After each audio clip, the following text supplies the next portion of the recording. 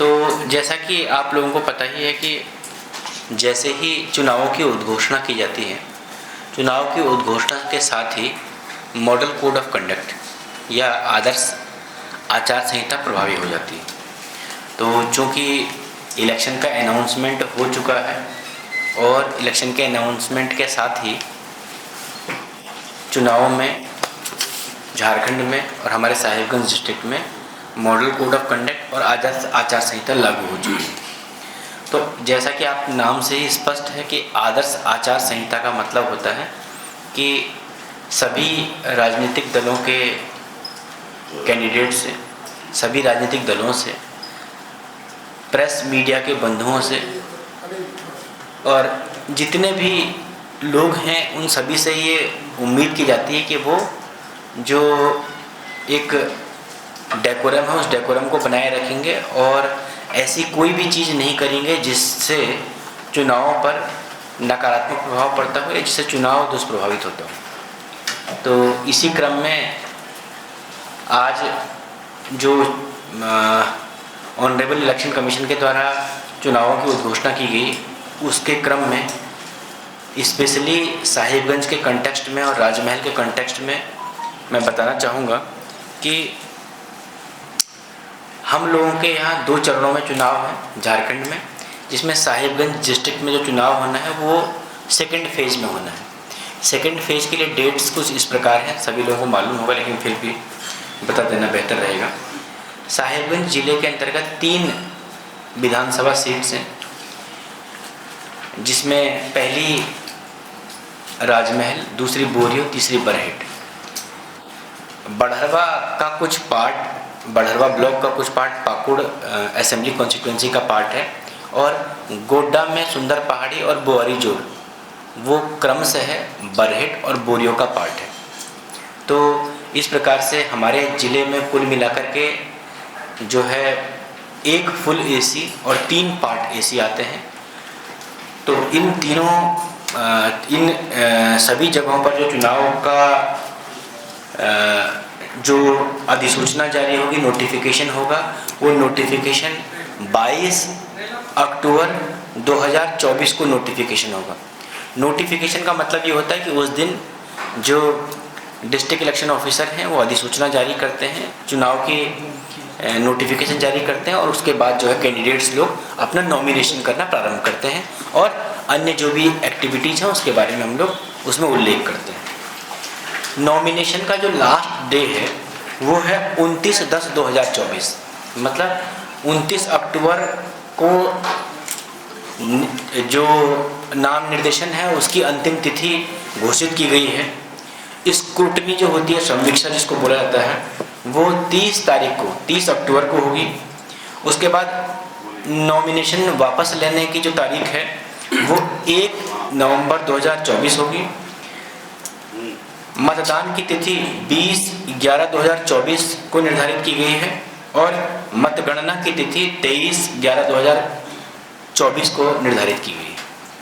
तो इस प्रकार से जो साहिबगंज ज़िले में 1 फुल एसी और 3 पार्ट एसी हैं, उन तीनों पार्ट एसियों में इस प्रकार के शेड्यूल को फॉलो किया जाएगा और इस दौरान पूरे लगभग 1 माह और 10 दिनों तक संपूर्ण झारखंड में आदर्श आचार संहिता प्रभावी रहेगी।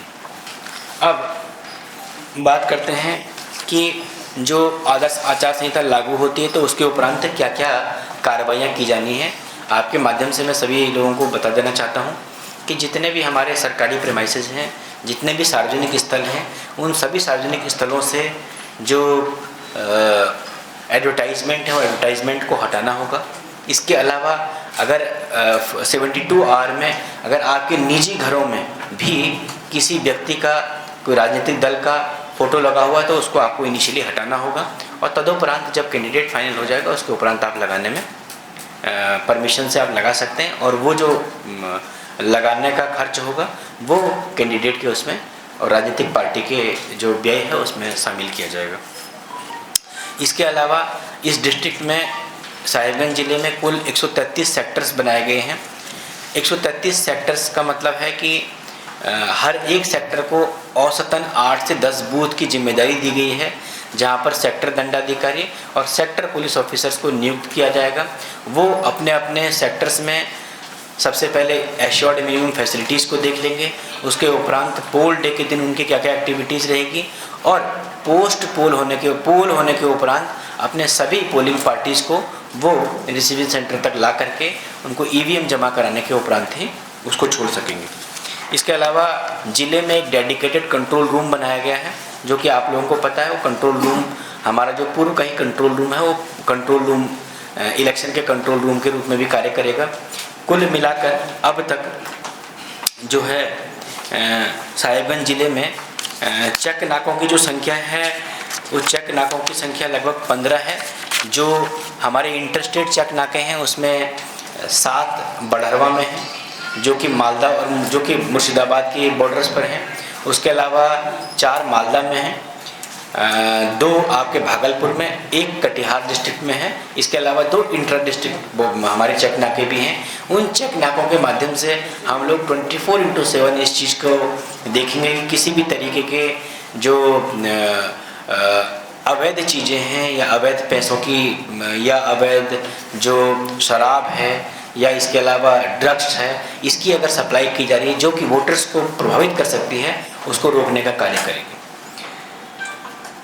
राजमहल लोकसभा सीट, राजमहल विधानसभा सीट, बोरियो विधानसभा सीट और बरहेट विधानसभा सीट के लिए जो रिटर्निंग ऑफिसर हैं, अधिसूचित निर्वाची पदाधिकारी जो रहेंगे, क्रमशः एसडीओ राजमहल, एसडीओ साहिबगंज और एडिशनल कलेक्टर साहिबगंज रहेंगे। हमारे कुल साहिबगंज डिस्ट्रिक्ट में जो एक मतदान केंद्रों की संख्या है वो 1008 है, जो 728 जो बिल्डिंग लोकेशंस है उन पर सिचुएटेड है।